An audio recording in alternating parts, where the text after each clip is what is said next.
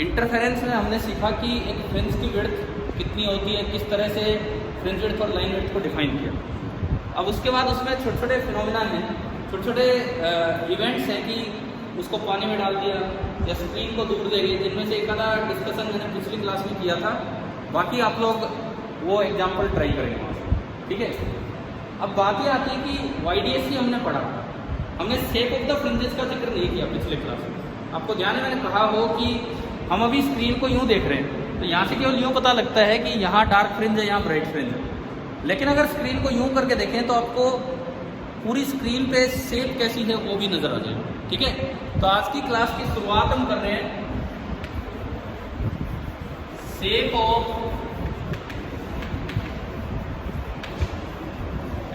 Interference fringes, यहां से हम शुरुआत करते हैं। शेप ऑफ इंटरफेरेंस फ्रिंजेस,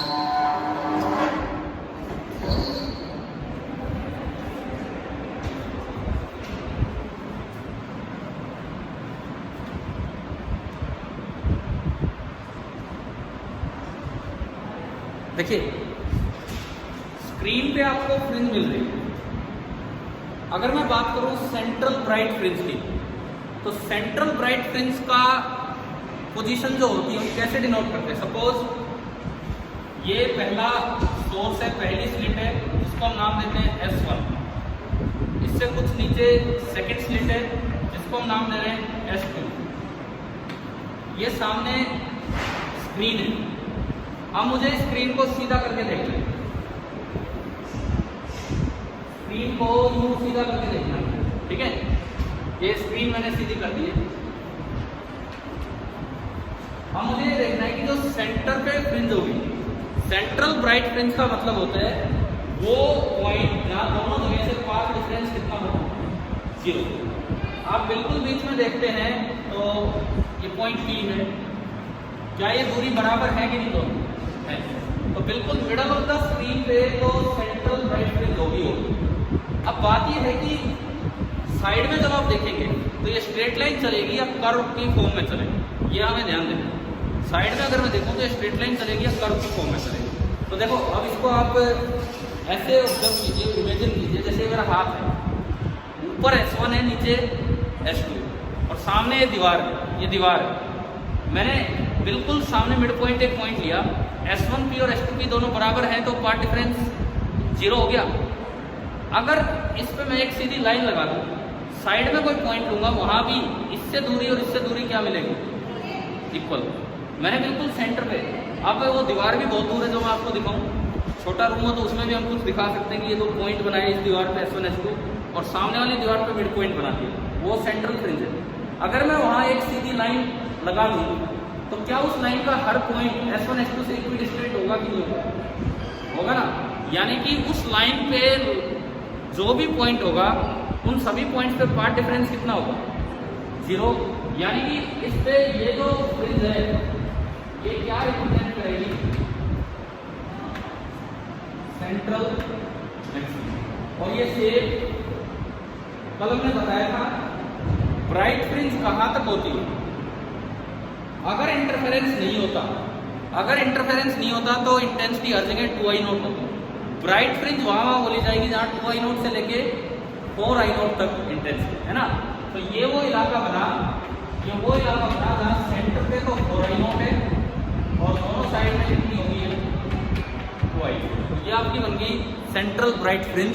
और इसकी जो शेप है, सेंट्रल ब्राइट फ्रिंज की जो शेप होती है वो कैसी होगी, ठीक है। अब इसके बाद सुनो, इसके बाद आप सुनिए, मैंने ऊपर एक पॉइंट P लिया, इसको हटा दिया मैंने ऊपर एक पॉइंट P लिया। कौन सा बात बड़ा है, S2P या S1P? S2P बड़ा होगा, तो जो पाथ डिफरेंस होगा वो होगा S2P minus S1P। First order maximum की क्या कंडीशन होती है पाथ डिफरेंस की टर्म्स में? फर्स्ट ऑर्डर मैक्सिमम जहां होता है वहां पाथ डिफरेंस कितना होता है, lambda. Second order maximum 2 lambda, nth order n lambda. पढ़ा है आपने ये कंडीशन? तो फर्स्ट ऑर्डर मैक्सिमम जहां होगा वहां पाथ डिफरेंस होगा लैम्डा। क्लियर है? तो मान लो ये वो पॉइंट है जहां S2P माइनस S1P पी की वैल्यू कितनी आ रही है, लैम्डा। तो मैंने स्क्रीन पे तो पॉइंट देखा और ये पॉइंट यहाँ, स्क्रीन पे तो पॉइंट यहाँ है और यहाँ इंटेंसिटी 4I0, समझ गए हो। लेकिन अब बात ये आती है कि अगर मैं स्क्रीन के इधर उधर जाके देखूँ तो ये शेप कैसी बनेगी। तो फर्स्ट ऑर्डर मैक्सिमम वहाँ होगा, फर्स्ट ऑर्डर मैक्सिमम यहाँ पे होगा। अगर ये पॉइंट P है तो उसकी कंडीशन है कि S2P minus S1P is constant lambda, where P is a variable point. S2 and S1 are two fixed points and P is a variable point। अब मैं आपको ज्योमेट्री के दो रिजल्ट्स बताऊँ, दो रिजल्ट्स जो आप याद रखेंगे ज्योमेट्री के। सिंपल ज्योमेट्री हमें ये बताती है, या कोऑर्डिनेट ज्योमेट्री आप बोल दो, दो फिक्स पॉइंट से अगर आप एक तीसरा पॉइंट बनाते हो इस तरह से, उन दो फिक्स पॉइंट का मैं नाम लूँ S1 और S2 और उस वेरिएबल पॉइंट का नाम लूँ P, और इस तरह मैं उस P पॉइंट को घुमाऊं कि S1P प्लस S2P कांस्टेंट हो, तो शेप बनती है इलिप्स। कभी याद हो, कभी इलिप्टिकल शेप जब +1 में बनाई हो ग्रेविटेशन में, दो फिक्स पॉइंट लीजिए, एक धागा लीजिए उसमें बांध दीजिए और एक पेंसिल लीजिए उसको घुमाइए, तो वो जो शेप बनेगी वो कैसी होती है, इलिप्टिकल होती है। मतलब वो धागा टाइट हो जाएगा और पूरी लंबाई पेंसिल की S1 से प्लस पेंसिल की S2 से वो क्या होगी, कॉन्स्टेंट। तो ये बात आप याद रखिए, मैथमेटिकल पॉइंट है। If S2P plus S1P is a constant where S1 and S2 are fixed points, then the locus of P is elliptical। आगे बात समझो। दूसरा point, if S2 and S1 are two fixed points और P एक variable point है in a plane parallel to the plane of S1 S2, P is a variable point in a plane parallel to the plane of S1 S2 such that difference is constant, S2P minus S1P is constant, then the shape is hyperbolic। ये hyperbola की definition है, जैसे ellipse की definition होती है ऐसी ये hyperbola की डेफिनेशन। ध्यान से आ रहे हैं पॉइंट, समझ लो। देखो ये ऐसे ज्योमेट्रिकल पॉइंट्स हैं जिनसे शेप डिटरमाइन होगी। दोबारा से सुन लीजिए और देख लीजिए इसमें कैसे हम क्या बोल रहे हैं। देखिए हमने ये कहा कि if plane of point P, जहां पॉइंट P को मूव करा रहे हैं, this is parallel to the plane of fix point S1 and S2 and S2P minus S1P। अब इसमें से घटाओ या इसमें से, तो उसके लिए आप सिंबल ये दे दो, कोई सा भी घटाओ, दिस इज कांस्टेंट। अगर ये कांस्टेंट हो देन लोकस ऑफ P का जो लोकस होता है वो हमें याद रखना होता है। मैथमेटिकली ये प्रूव भी हो जाता है, लेकिन हम कोऑर्डिनेट ज्योमेट्री नहीं कर रहे हैं, तो शेप कैसी होती है। अब देखो ये पॉइंट है S1, ये पॉइंट है S2, सामने मेरा हाथ स्क्रीन है, मैंने सेंटर से थोड़ा ऊपर एक पॉइंट लिया, S2P माइनस S1P लैम्डा है वो। अगर मैं एक स्ट्रेट लाइन बना दूंगा ना और उस पर P पॉइंट घुमाऊंगा तो S2P माइनस S1P कॉन्स्टेंट नहीं रहेगा। अगर आपको लैम्डा चाहिए तो वो शेप थोड़ी थोड़ी ऊपर चलती फिरेगी और वो शेप कैसी बन जाएगी, हाइपरबोलिक। ठीक है, तो यहाँ पे जो नेक्स्ट शेप होगी वो यूज आएगी। ये जो P पॉइंट की शेप है ये यूज आएगी, समझ गए हो। ऐसे ही नीचे P पॉइंट की शेप यूं आनी, इससे अगली शेप और ज्यादा यूज आनी है, ये यूं चलेंगे। तो जो फ्रिंजेस की शेप है, अगर आपसे पूछी जाए YDSC एक्सपेरिमेंट में, तो सेंट्रल फ्रिंज तो कैसी होगी, स्ट्रेट, और साइड फ्रिंजेस कैसी होंगी, हाइपरबोलिक। कब होगा हाइपरबोला ये भी याद रखो, जब S1 S2 का प्लेन और जिस प्लेन में पॉइंट P घूम रहा है वो दोनों क्या हो, एक दूसरे के पैरेलल, और कंडीशन हो कि path difference S2P minus S1P is constant.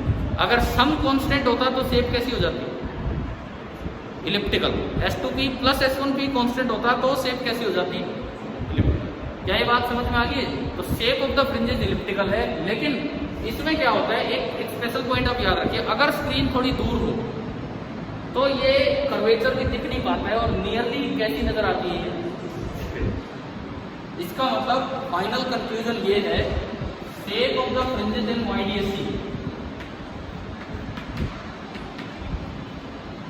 Shape of fringes in YDSC। तो अगर मैं इसका फाइनल कंक्लूजन निकालूं, पहली बात जो सेंट्रल फ्रिंज है, सेंट्रल फ्रिंज वो तो कैसी मिलेगी, स्ट्रेट। दूसरी बात जो साइड फ्रिंजेस होंगी, साइड फ्रिंजेस वो कैसी मिलेगी आपको? हाइपरबोलिक। एंड तीसरी बात, अगर स्क्रीन दूर है, कैपिटल डी बड़ा है, तो जो हाइपरबोलिक शेप है वो भी नियरली कैसे दिखेगी हमें?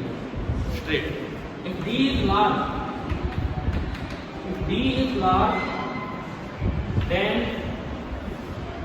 fringes are, fringe का मतलब होता है बैंड, डार्क बैंड या bright band. fringes are nearly straight। आप बताओ YDSC में शेप समझ आ गई है कि? एक बात का बड़ा ध्यान रखना, क्वेश्चन में कभी कभार ऐसा हो सकता है S1 S2 का प्लेन और स्क्रीन एक दूसरे के परपेंडिकुलर हो, वहां ये पॉइंट वैलिड नहीं। ये पॉइंट कब वैलिड है, शेप कब वैलिड है? जब S1 S2 का प्लेन और स्क्रीन दोनों क्या हो? एक दूसरे के पैरेलल। ठीक है, परपेंडिकुलर हम लेंगे बाद में इसी चैप्टर में, इसी टॉपिक में, लेकिन अभी तो बड़ा ध्यान रखना उस चीज का।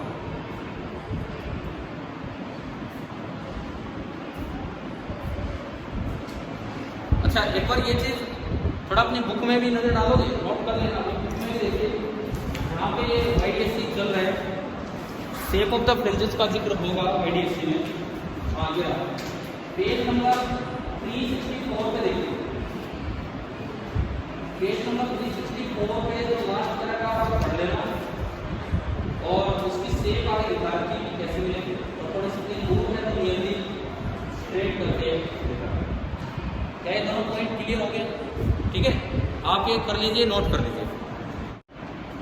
अब जो अगला काम हम देखेंगे कि जो मेन सोर्स है S, जिससे S1 S2 की लाइट जा रही थी, अगर उसको थोड़ा डिस्टर्ब कर दिया जाए या उसके रेस्पेक्ट में S1 S2 सिमेट्रिकल ना हो, तो कैसे फ्रिंजिंग शिफ्ट होती है इधर से उधर, वो हमें देखना।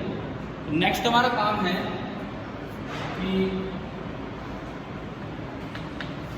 Main source shifting.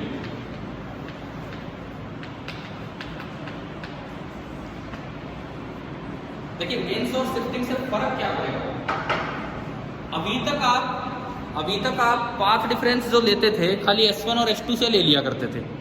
अभी तक आप जो पाथ डिफरेंस लेते थे ओनली S1 एंड S2 से ले लिया करते थे। अब आपको ना पीछे वाला पाथ भी कंसीडर करना पड़ेगा, क्योंकि कुछ डिफरेंस पीछे भी क्रिएट हो जाएगा। क्या मतलब है इसका? देखिए, सपोज ये मेन सोर्स था S, ये डबल स्लिट अरेंजमेंट थी, यहाँ पे स्लिट होल S1, यहाँ पे स्लिट होल S2, और आपने बिल्कुल सिमेट्रिकली ले रखा था, जितनी ये लेंथ उतनी ये लेंथ, ये भी d/2 और ये भी d/2। तो ज्योमेट्रिकली हम ये कह सकते हैं कि ये लेंथ और ये लेंथ दोनों क्या है? इक्वल है। और अगर ये दोनों लेंथ इक्वल होंगी तो आप S से P तक का डिफरेंस देखो,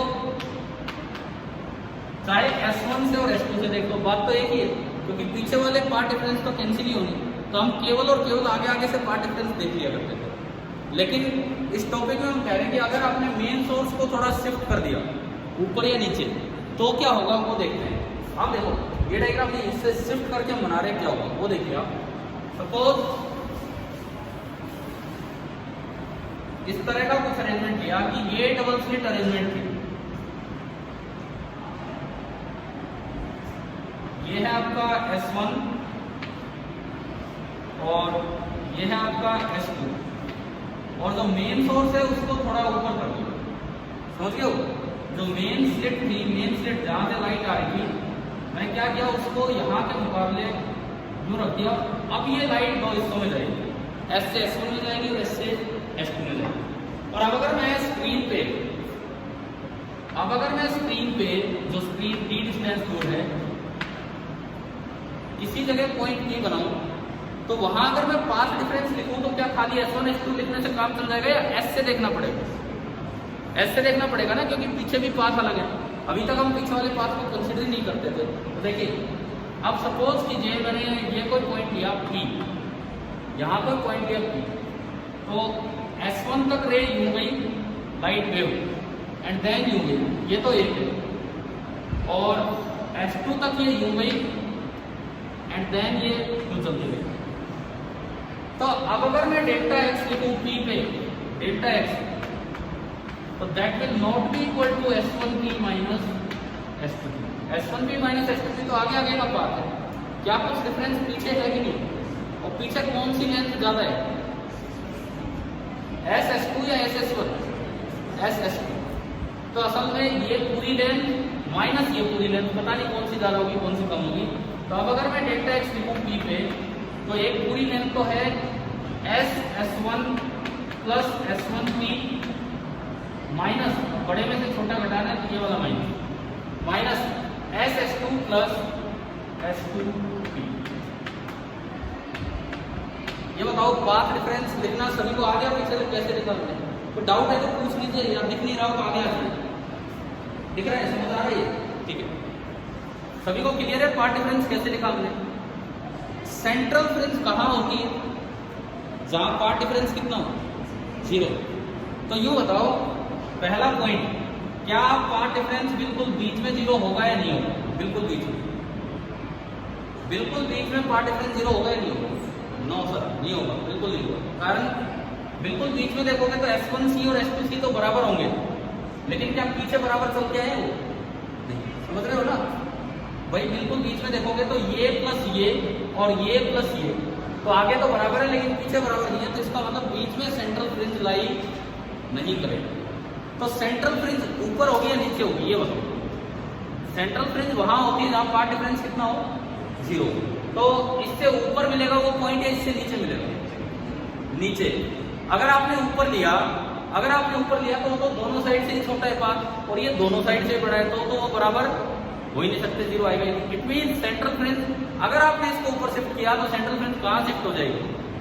नीचे शिफ्ट हो जाएगी। क्लियर है?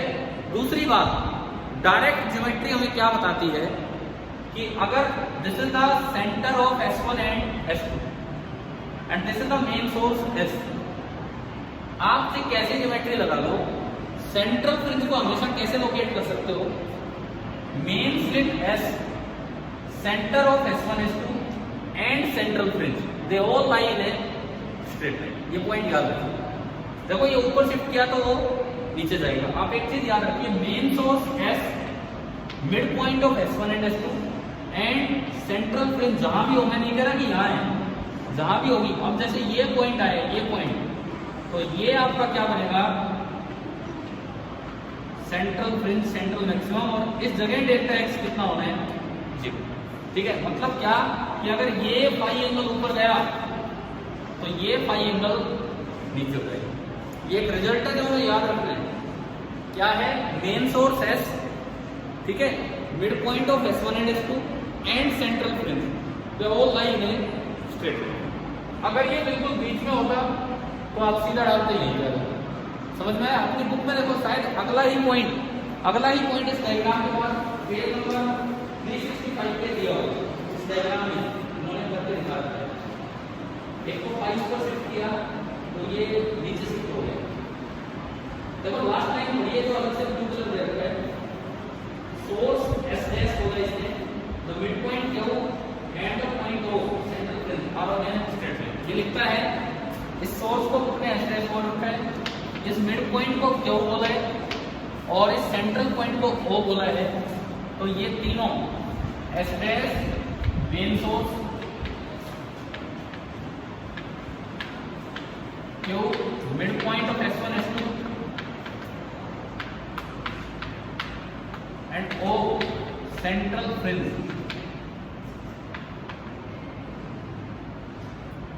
ये तीनों के तीनों point they always lie in A straight line. तो YDSC में ये कुछ अरेंजमेंट में कुछ चेंज करके देखा गया, क्या ये समझ आ गया है कि नहीं? ठीक है, आप बना लीजिए ये पॉइंट, अगर बनाना है, नहीं बनाया है तो लिख लीजिए। और जिन्होंने लिखी है वो ये पैराग्राफ पढ़ के देख सकते हैं। ये वो थोड़ी पुरानी बुक है, और वो नहीं, थोड़ा सा डिफरेंस है उसमें, ब्लू कलर में दे रखा है, इसमें सीधा है। NCERT पेज नंबर 365 पे,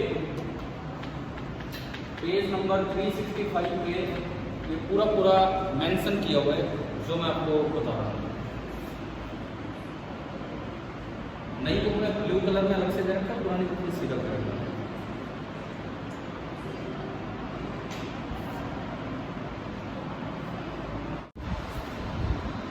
हमारा अगला काम है कि YDSC तो ठीक है एक सिंपल अरेंजमेंट है, परंतु उसी का यूज कर करके डिफरेंट अरेंजमेंट्स बनाए गए और ये देखा गया कि क्या कुछ हो सकता है और किस तरह के और फ्रिंजेस मिल सकते हैं, वो सारी चीज़ें देखी।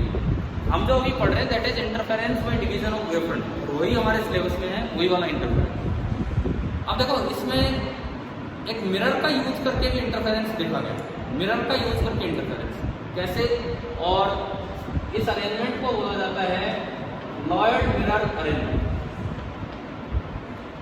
ये जो अरेंजमेंट है जो यहाँ लिख रहा हूँ, this is called Lloyd mirror arrangement.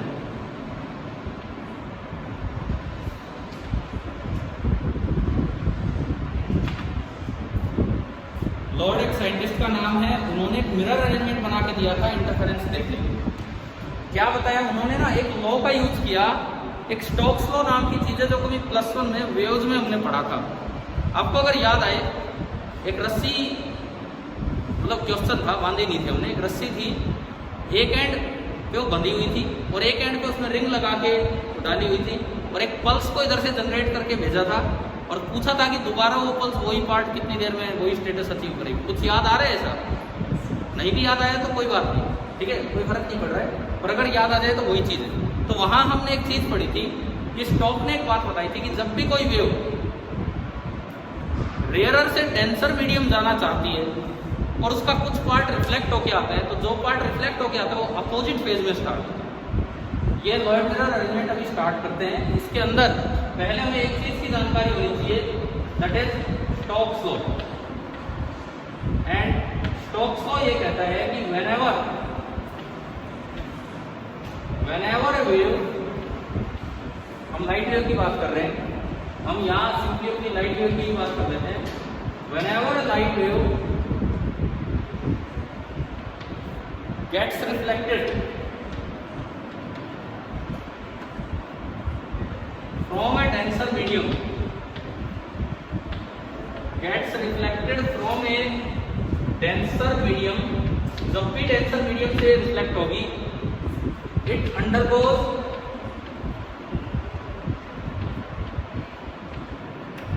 a phase change of phi, extra phase change हो जाता है बिना लेंथ चले। वैसे तो पाई का फेज चेंज करने के लिए कितनी लेंथ चलनी चाहिए वेव को? 2 पाई का फेज चेंज करने के लिए कितनी लेंथ चलनी पड़ती है? लैम्डा। तो पाई का फेज चेंज करने के लिए कितनी लेंथ चलनी चाहिए वेव को? λ/2। लेकिन बिना लेंथ चले ये फेज चेंज हो जाए, ये है स्टोक्स लॉ। अब लॉयड ने इस चीज का यूज किया और एक ऐसा अरेंजमेंट दिया जहां पे इंटरफेरेंस उसने कोई डबल स्लिट नहीं दी और वैसे ही करवा दिया। देखो क्या अरेंजमेंट थी, इन्होंने एक प्लेन मिरर लगाया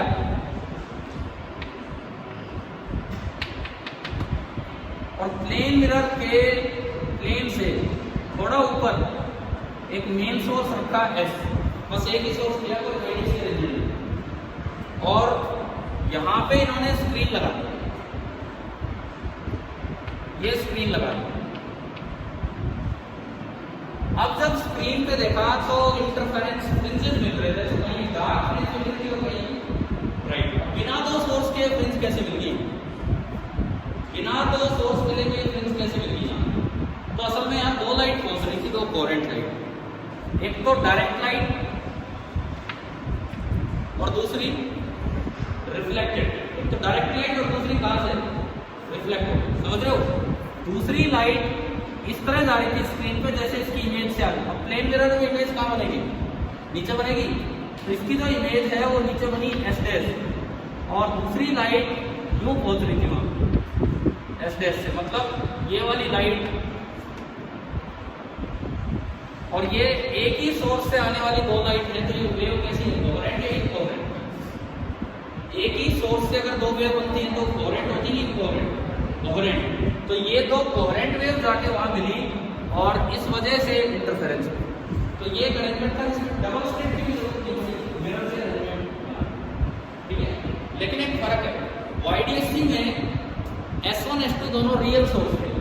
YDSC में S1 और S2 दोनों के दोनों सोर्सेज आपके रियल थे ना। यहाँ क्या होगा, एक सोर्स रियल है और एक सोर्स वर्चुअल। ये तो इमेज है ना नीचे, ये तो रियल सोर्स है।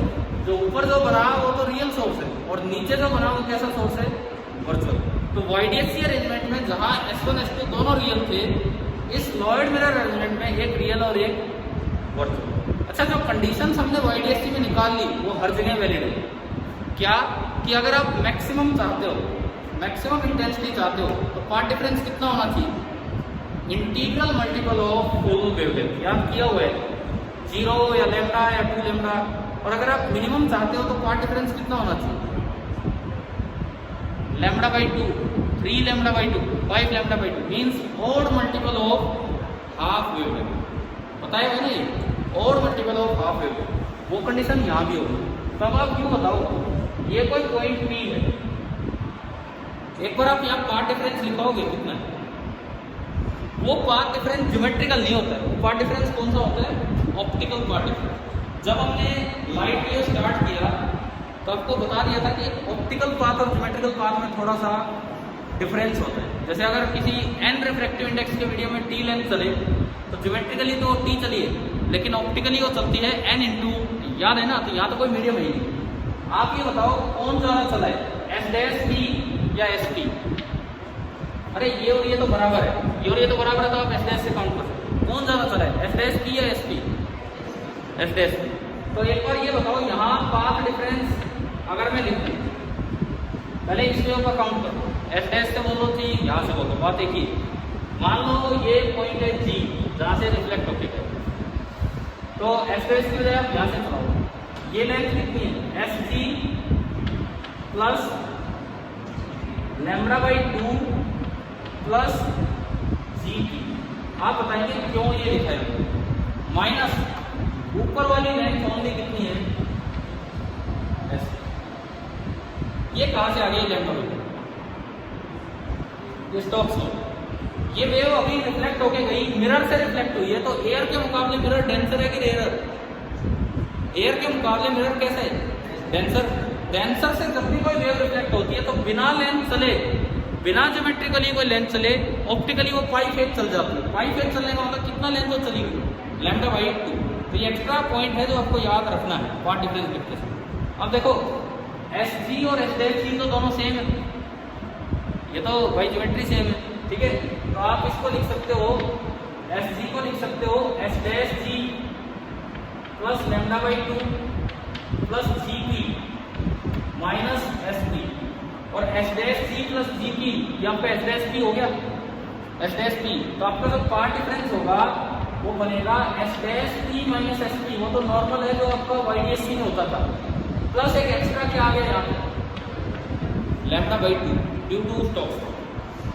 अब जैसे कई बार बच्चे यूं याद कर देते हैं कि मिरर लगा दो ना तो कंडीशन उल्टी हो जाती। मैं कहता हूँ कंडीशन उल्टी नहीं होती। वो कहते हैं कि मिरर लगा दो तो जहाँ मैक्सिमम बनना चाहिए था वहाँ मिनिमम बनेगा, जहाँ मिनिमम बनना चाहिए था वहाँ मैक्सिमम। ऑप्टिकल पाथ की कंडीशंस बिल्कुल इंटरचेंज नहीं होती। हाँ, फर्क क्या है, जहाँ geometrical path difference lambda by 2 है, जहाँ geometrical path difference lambda by 2 है, पुरानी कंडीशंस के हिसाब से वहाँ पे मिनिमम बनना चाहिए। लेकिन अब उसमें प्लस लैम्डा बाई 2 और जुड़ेगा तो नया ऑप्टिकल पार्ट डिफरेंस कितना हो गया, लैम्डा हो गया। तो नई कंडीशंस होगी और उसके अकॉर्डिंग वहाँ क्या बन जाएगा, मैक्सिमम। मतलब और कुछ नहीं है इस अरेंजमेंट में। आप पार्ट डिफरेंस देखिए SP और S' बड़ा है तो आप पार्ट डिफरेंस देखिए, बस फर्क क्या है, जो भी आपको ज्योमेट्रिकल पार्ट डिफरेंस दिखे उसमें कितना ऐड कर दो, लैम्डा बाई 2। फिर उसके बाद आप कंडीशन लगाओ, ये आपने डेल्टा x लिखा, उसके बाद कंडीशन वही है क्या, इफ डेल्टा x जिसमें ये लैम्डा बाई 2 इंक्लूडेड है इज n लैम्डा, तो बताओ वहाँ मैक्सिमम बनेगा कि मिनिमम, मैक्सिमम। डेल्टा x में इंक्लूड कर दिया हमने सब कुछ, ये कैलकुलेट करने के बाद अगर ये n लैम्डा है तो वहाँ क्या बनेगा, मैक्सिमम। और अगर डेल्टा x आता है 2n plus 1 into lambda by 2 तो वहाँ पे क्या बन जाएगा आपका,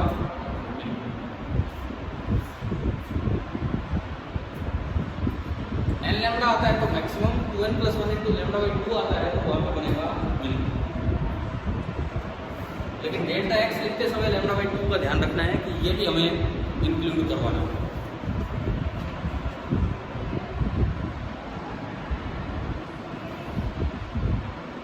ये नोट कर रहे हैं, तब तक मैं आपको एक क्वेश्चन देता हूँ, जस्ट इसी दूसरा।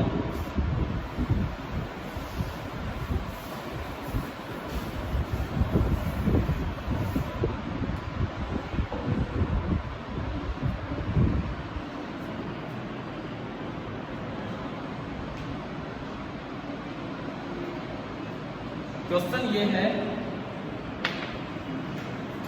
ये मिरर अरेंजमेंट लिया,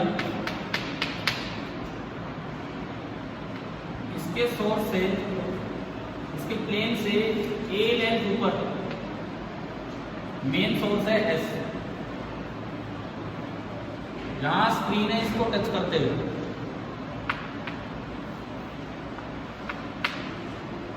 दिस इज द स्क्रीन, और जो सोर्स जहां है उससे स्क्रीन की दूरी है डी, सोर्स जहां है उससे स्क्रीन की दूरी है डी।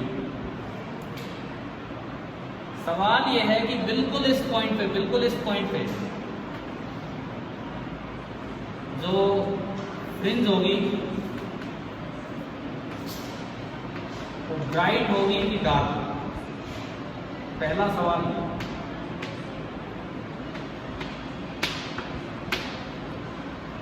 बिल्कुल इस पॉइंट पे जो फ्रिंज होगी वो ब्राइट होगी कि डार्क, ये पहला सवाल।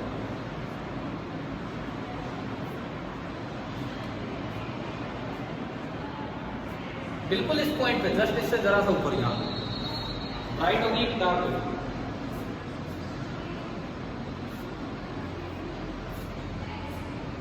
डेल्टा एक्स कैसे लिखते हैं, देखो पहले तो आप देख लो ज्योमेट्रिकल पाथ लेंथ, उनका डिफरेंस देखकर उसमें कितना ऐड कर दो, लैम्डा बाई 2। देखिए एस से लेके इस पॉइंट की दूरी देखो, और चाहे इसके बिल्कुल नीचे, इतनी नीचे आपका एस डैश बनेगा, इमेज, मिरर इमेज,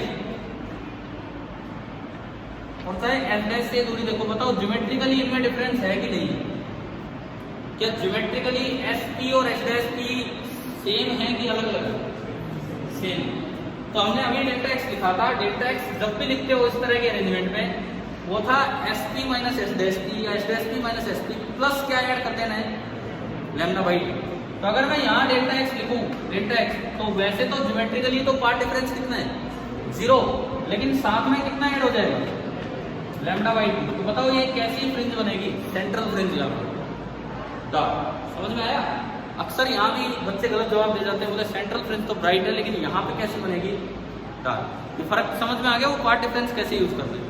तो ये एक मिनिमम वाला पॉइंट है, ठीक है। अगला मिनिमम इससे कितनी ऊपर बनेगा ये बताओ।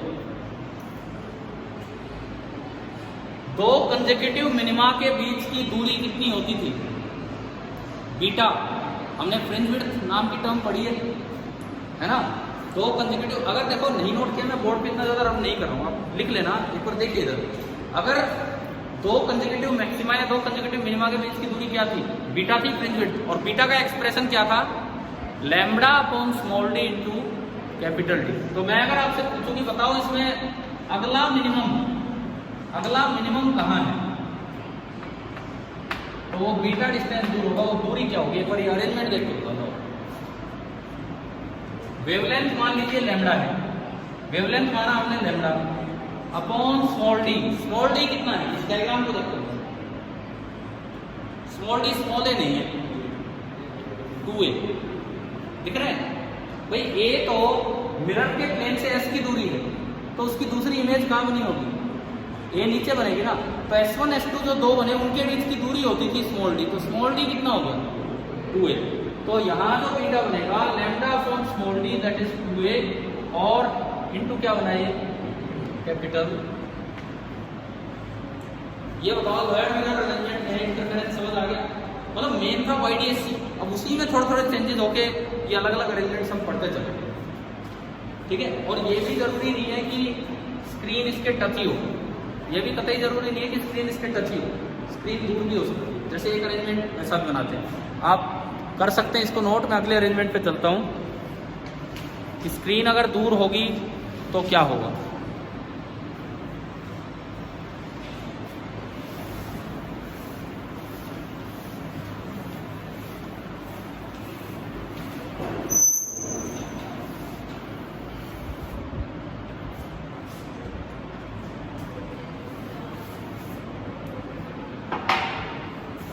कुछ अरेंजमेंट ऐसा है कि ये मिरर इसे कुछ ऊपर मेन सोर्स ए लाइन ऊपर और यहाँ से स्क्रीन डी डिस्टेंस दूर है, लेकिन बिल्कुल इसको टच नहीं कर रही।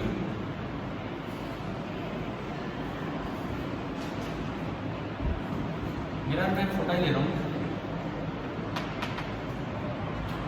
और ये दूरी है डिफरेंट, बस मिरर यहाँ। अब इसमें सवाल ऐसा आ जाता है, ये अरेंजमेंट आ गया समझ, वर्ड मिरर ने ही थोड़ा सा चेंज किया, मिरर छोटा कर दिया, स्क्रीन दूर कर दी। इसमें क्वेश्चन आ जाता है कि क्या पूरी स्क्रीन पे इंटरफेरेंस ऑब्जर्व होगा या कुछ पार्ट पे ही इंटरफेरेंस ऑब्जर्व होगा। इंटरफेरेंस तो वहां ऑब्जर्व होगा जहां एक नहीं बल्कि कितनी वेव पहुंच रही होगी, 2। डायरेक्ट वेव तो पहुंच ही रही है, डायरेक्ट वेव तो पहुंच ही रही है, कोई डाउट ही नहीं उसमें। देखो मैं इसको ये आपको मैं इसको ढंग से दिखाऊं कि इतना पोर्शन मिरर है, बस ये इतना सा पोर्शन मिरर है M1 M2 और इससे कुछ दूरी पे ये आपका है मेन सोर्स S, सपोज कुछ भी डिस्टेंस है ऊपर, है ना। ये लेंथ मुझे दे दी B, मिरर की लेंथ मुझे दे दी L और मिरर के इस एंड की डिस्टेंस दे दी C, कई डिस्टेंसेस दे दी। अब मुझसे पूछा है कि स्क्रीन पे कितनी दूरी में इंटरफेरेंस ऑब्जर्व होगा, तो आपको वो इलाका छांटना है जहाँ दोनों वेव्स पहुंचेगी। डायरेक्ट वेव में तो कोई प्रॉब्लम ही नहीं है, ये तो दूर दूर तक जा रही है, केवल जो रिफ्लेक्टेड वेव है वो देखिए। इसके लिए फील्ड ऑफ व्यू बनाना होगा, कभी रे ऑप्टिक्स में बनाया हमने फील्ड ऑफ व्यू, जैसे जो इसकी इमेज है पहले वो बना लो। इसकी इमेज कितना नीचे बनेगी, ये नीचे, फिर इससे मिरर के दोनों एंड पॉइंट्स को ज्वाइन कर दो,